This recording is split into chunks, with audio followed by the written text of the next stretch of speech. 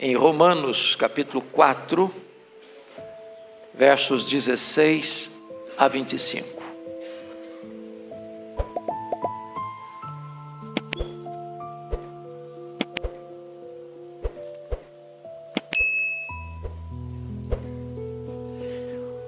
O texto diz: essa é a razão por que provém da fé, para que seja segundo a graça, a fim de que seja firme a promessa para toda a descendência, não somente ao que está no regime da lei, mas também ao que é da fé que teve Abraão, porque Abraão é pai de todos nós, como está escrito, por pai de muitas nações te constituí.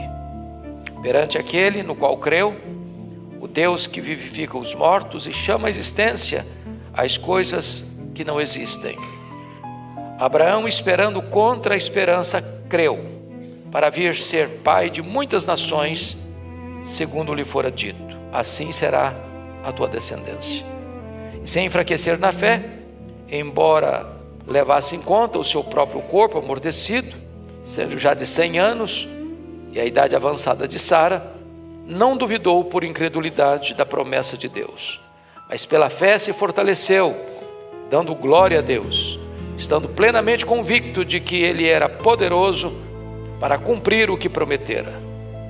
Pelo que isso lhe foi também imputado para a justiça, e não somente por causa dele, está escrito que lhe foi levado em conta, mas também por nossa causa, posto que a nós igualmente nos será imputado, a saber, a nós que cremos naquele que ressuscitou dentre os mortos, a Jesus nosso Senhor, o qual foi entregue por causa das nossas transgressões e ressuscitou por causa da nossa justificação.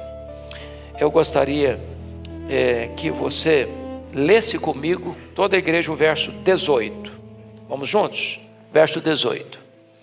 Abraão, esperando contra a esperança, creu, para vir a ser pai de muitas nações, segundo lhe fora dito: assim será a tua descendência. Eu quero falar nesta manhã sobre o tema esperando contra a esperança. O livro de Provérbios é eloquente ao nos informar que a esperança que se adia adoece o coração. Talvez uma das maiores dificuldades da nossa vida é esperar. Nossa paciência é curta. E nós queremos que tudo aconteça dentro do nosso tempo, dentro da nossa agenda, com a nossa pressa. O cantor popular já expressou isso da seguinte maneira: bem, vamos embora, porque esperar não é saber. Quem sabe faz a hora, não espera acontecer. O século 21, mormente, é marcado certamente pelo imediatismo. Nós estamos acostumados com fast food, com as leis do imediatismo. Para nós esperar um dia, uma semana, um mês, um ano é uma eternidade. Nós não suportamos fila, nós não aguentamos esperar meia hora para preparar uma refeição. Nós queremos tudo na hora.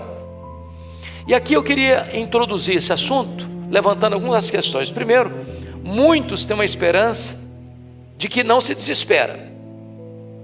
Gente que espera. Talvez um exemplo disso é o conflito lendário entre os gregos e os troianos, retratado por Homero em Ilíada e em Odisseia. Acho que vocês já leram e já ouviram a história de Ulisses e Penélope.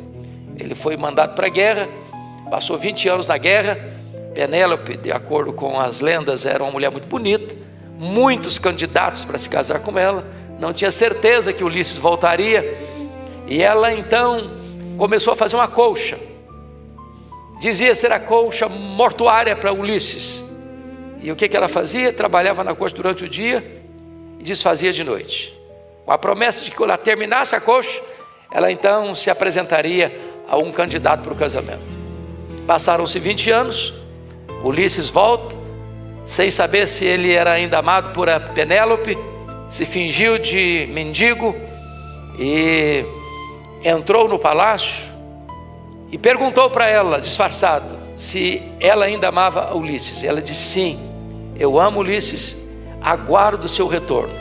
E então, sabendo disso, ele mata os concorrentes que estavam no palácio e volta a casar com ela. É uma esperança que não se desespera. Mas há aqueles que se desesperam antes de esperar, não suportam esperar. Eli, certa feita, de um médico cujo filho tinha uma doença grave, naquele tempo incurável, vendo o sofrimento do filho, resolve aplicar eutanásia no filho e sepulta o filho. Quando ele está voltando do cemitério, um médico amigo dele liga muito entusiasmado para ele: acabamos de descobrir o remédio para a cura do seu filho. Mas o menino já estava morto e sepultado. Há aqueles que vivem o próprio desespero sem esperança. É o caso daquele homem do tanque de Betesda. Jesus pergunta para ele: queres ser curado? Ele respondeu: eu não tenho ninguém. Ele poderia ter respondido: eu quero, ou eu não quero. Mas ele diz: eu não tenho esperança. Ninguém se importa comigo. Ninguém olha para mim. Eu estou rendido ao desespero. Há outros que são aqueles que esperam com segurança. Essa é a esperança cristã, retratada talvez por Dwight Lyman Moody, quando estava enfermo para morrer. Ele disse na hora da morte: afasta-se a terra, aproxima-se o céu, eu estou entrando na glória.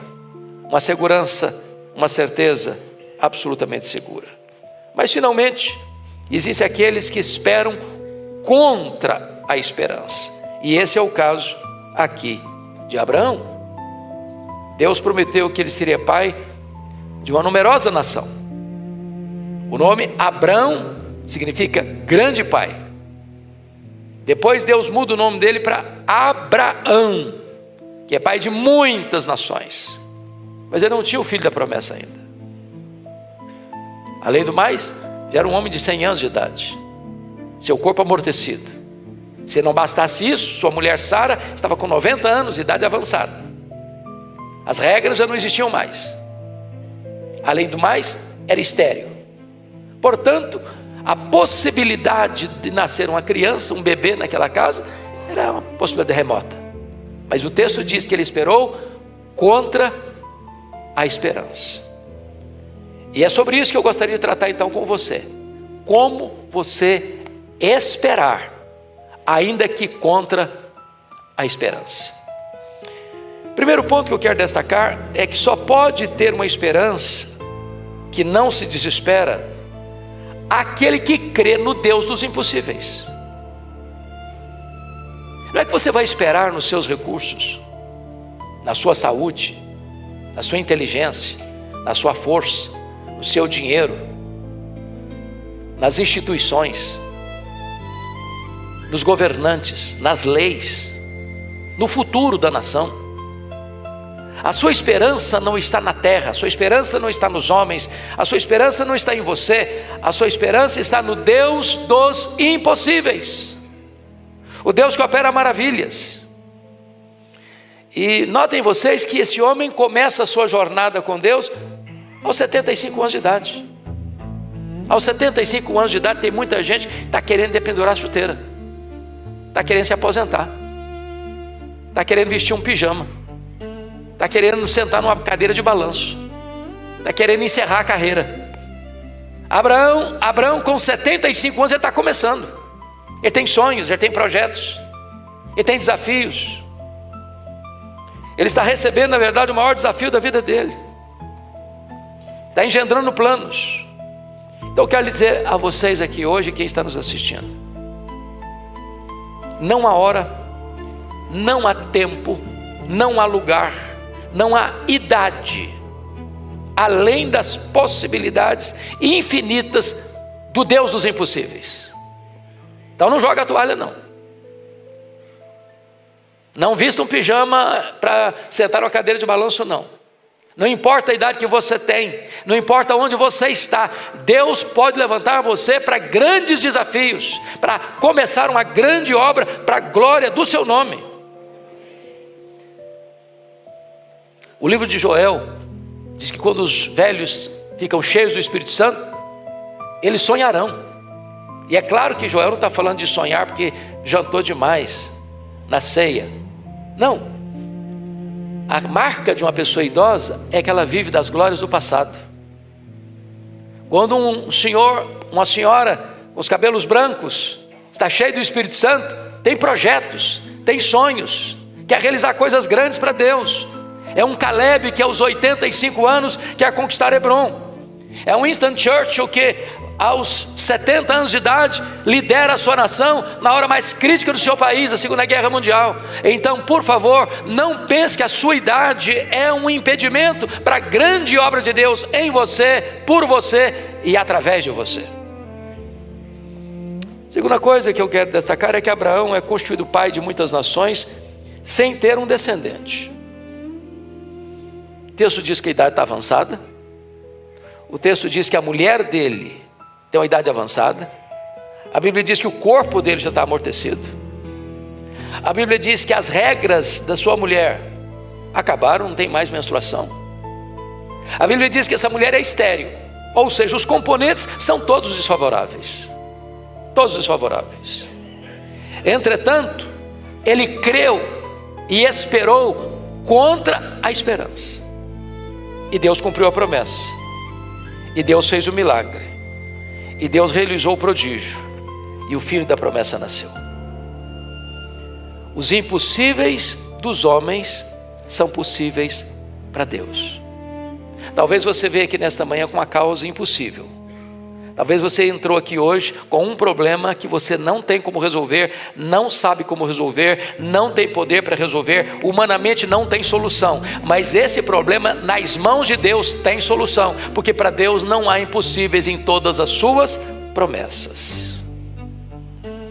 Portanto, vejam vocês que o texto nos informa em Romanos 4, que Abraão não duvidou da promessa de Deus por incredulidade, mas pela fé se fortaleceu, dando glória a Deus, estando plenamente convicto de que Ele era poderoso para cumprir a sua promessa. Irmãos amados, promessa de Deus e realidade são a mesma coisa. Se Deus prometeu, Ele é fiel para cumprir. Louvado seja o seu nome. Agora veja você que nasce o filho da promessa. E agora o menino cresce. Eu não sei com que idade, talvez 14 anos. Pelo menos força suficiente para carregar um festilê nas costas. E Deus diz para Abraão: agora Abraão, você vai desistir desse filho. Agora você vai abrir mão desse filho. Agora você vai entregar esse filho. Agora você vai oferecer esse filho em sacrifício ao Senhor. Parecia que Deus estava contra Deus. Parecia que a ordem estava contra a promessa. Parecia que a realidade estava contra a fé. E diz a Bíblia que Abraão não discute, que Abraão não adia a solução, que Abraão obedece, que Abraão sai numa jornada de 3 dias, que ele não recua 1 centímetro, que ele está pronto a sacrificar o seu filho, por uma razão: ele cria que Deus era poderoso para ressuscitar o seu filho. Este homem espera contra a esperança. E eu pergunto a você: você tem esperado o cumprimento das promessas de Deus na sua vida? Você tem tido paciência para esperar o tempo de Deus e realizar um milagre na sua vida? Você tem crido, ainda que todas as circunstâncias sejam desfavoráveis, você ainda assim tem esperado, mesmo que contra a esperança? Abraão se nos apresenta como um desafio nesta manhã. Mas eu quero tratar num segundo aspecto. Só pode ter uma esperança que não se desespera aquele que descansa na providência de Deus. E quero evocar aqui a figura de Isaac. Isaac esperou 40 anos para casar. Uma boa idade para casar, não é não? Então não fica desanimado não. Vale a pena esperar. Segundo, diz a Bíblia que a mulher dele era estéril. E ele orou 20 anos por ela. 20 anos. Para Deus curar a sua mulher. Você tem paciência para orar 20 anos por uma causa? Depois de 20 anos de oração, Isaac está agora com 60 anos, quando nascem os seus filhos. E eu fico imaginando quantas noites o Isaac não deve ter orado por Rebeca. Quantas lágrimas ele não deve ter derramado. Quantas súplicas não deve ter levantado. Você tem essa paciência para orar 20 anos por uma causa e não desistir? Isaac teve paciência para resolver o conflito com os filisteus. Ele cavava um poço, os filisteus iam lá e tapavam o poço. Ele ia para frente, cavava outro poço, os filisteus enchiam de entulho de terra outro poço. Ele ia para frente e a confusão estava armada. E ele não brigou. Ele não se defendeu. Ele esperou em Deus. E o que aconteceu? Deus reconciliou com ele os seus inimigos. E eles tiveram que ir a Isaac e reconhecer que ele era um abençoado de Deus. E agora não querem mais oporem-se a ele, ou fazer resistência a ele, ou perseguirem a ele, querem fazer aliança com ele, porque viu que nele estava a bênção de Deus. Eu pergunto a vocês, vocês têm tido paciência para evitar conflitos? Para resolver contendas? Tem tido paciência para perdoar quem persegue você? Mas mais, Isaac esperou 20 anos para que os dois filhos dele, Esaú e Jacó, se reconciliassem. Não é fácil um pai lidar com um conflito dentro de casa. Não é fácil para uma mãe ver os filhos, e os únicos filhos, brigados um com o outro. Não é fácil para uma família ver um filho para cá e outro para lá. Não é fácil para um pai e para uma mãe escutar de um filho: a hora que meu pai morreu, eu vou matar meu irmão. Mas Isaac esperou 20 anos, até que Deus lhe deu o privilégio e a bênção de ver os seus filhos se reconciliando. Você tem tido paciência e esperança para ver restauração na sua casa? Reconciliação no seu lar? Gente que não está conversando, voltar a conversar? Gente que não se abraçava, voltar a se abraçar? Gente que há 20 anos não beija um ao outro, agora está beijando um ao outro? Espere ainda que seja contra a esperança, e Deus fará o milagre na sua vida. Terceiro ponto e último ponto que eu quero destacar: só pode ter uma esperança que não se desespera aquele que crê no Deus das grandes transformações. E agora eu quero pensar com você sobre Jacó. Jacó é o nome pessoal mais repetido em toda a Bíblia. Mais do que Abraão, mais do que Moisés, mais do que Paulo. Jacó é uma figura emblemática na Bíblia, porque ele vai ser o pai das 12 tribos. É da família dele que vai nascer a nação de Israel. É da semente dele que vai nascer o Messias. Este é um homem extraordinário, mas notem comigo a paciência dele. Ele saiu de casa para buscar família aos 77 anos de idade. Até os 77 anos de idade ele estava debaixo da barra da saia da mãe. Quem dirigia a vida dele era a mãe, sem casar. Então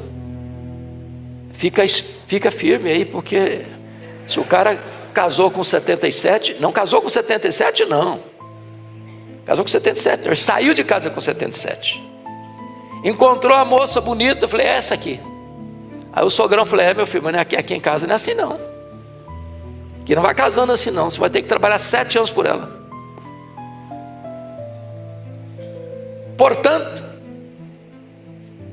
ele está com quantos anos? 84 anos. Aí marca a festa, faz a festa. À noite não tinha luz. Era uma tristeza. O sogrão bota a irmã mais velha na tenda. Noite de núpcias. Quando ele acorda e olha para linda esposa, não era a linda esposa, era outra. O sogrão falou: não, meu filho, aqui na nossa terra não é assim não. Aqui você só casa com a mais nova depois de casar com a mais velha. Se você quiser casar com aquela moça que você está querendo mesmo, a Raquel, você vai ter que trabalhar mais 7 anos.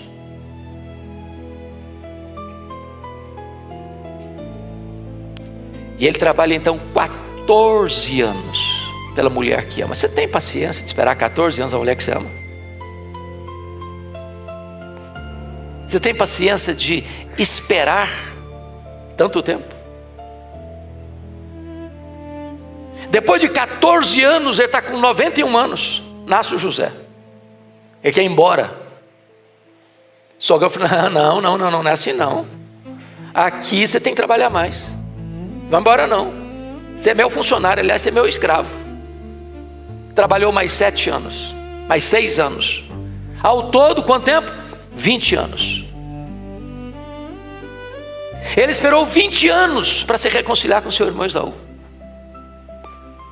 Ele está voltando para sua terra com 97 anos, quando ele tem um encontro com Deus transformador. Ele está com 108 anos e o José com 17. Quando José é traído e vendido pelos seus irmãos como escravo para o Egito, ele espera 22 anos para encontrar com José. Quando ele encontra com José, ele está com 130 anos. Haja paciência para esperar a restauração da sua casa. Ele desce para o Egito com 70 membros da sua família. Morre no Egito com 147 anos, vendo o cumprimento da promessa de Deus ao seu avô Abraão, ao seu pai Isaque e a ele, como o pai da grande nação de Israel. E você tem tido paciência para esperar o retorno do seu filho? Você tem tido paciência para ver a conversão do seu marido? Você tem tido paciência para ver a conversão da sua mulher? Você tem tido paciência para ver a reconciliação na sua casa?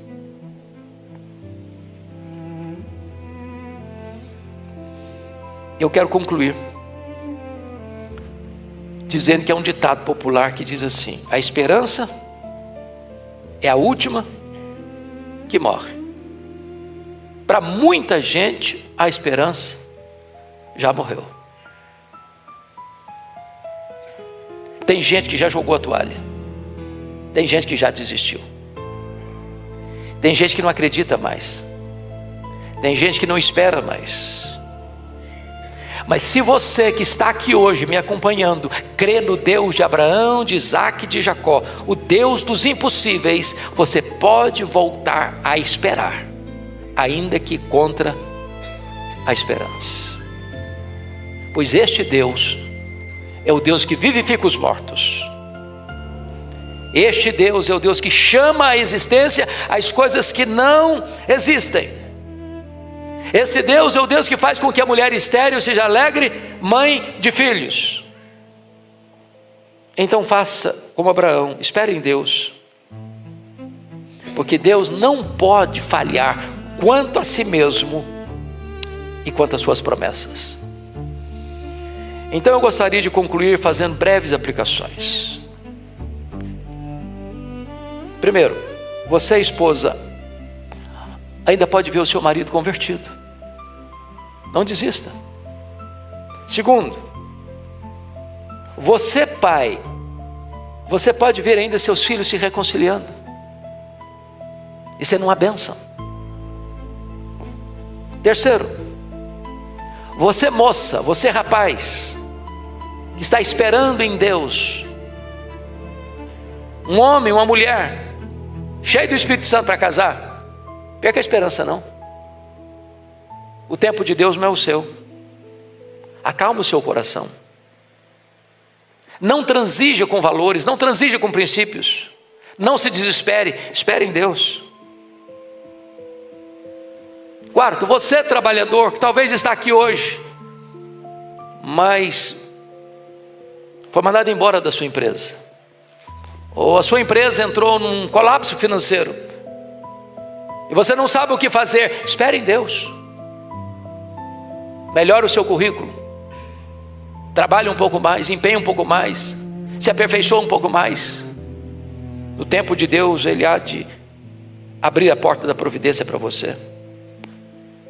Quinto, você cônjuge que está aqui com um casamento talvez quebrado, machucado, ferido, pensando em divórcio, pensando em separação, ou o seu ambiente lá em casa está pesado, está difícil demais para suportar, espere em Deus, invista no seu casamento, espere um milagre de Deus, na providência dEle, lá na sua casa. Você diz, o amor acabou, mas Deus chama a existência as coisas que não existem. Finalmente, quem sabe agora seja a hora de nós clamarmos ao Senhor. Meu Deus, me ajude a esperar. Me ajude a esperar.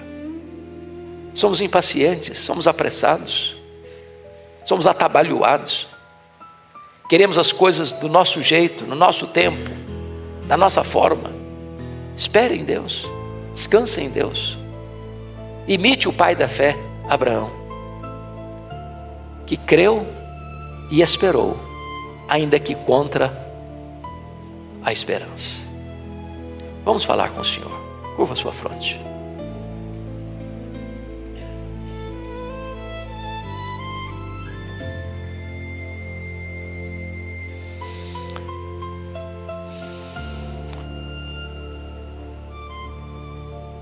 Deus sabe o que você está vivendo,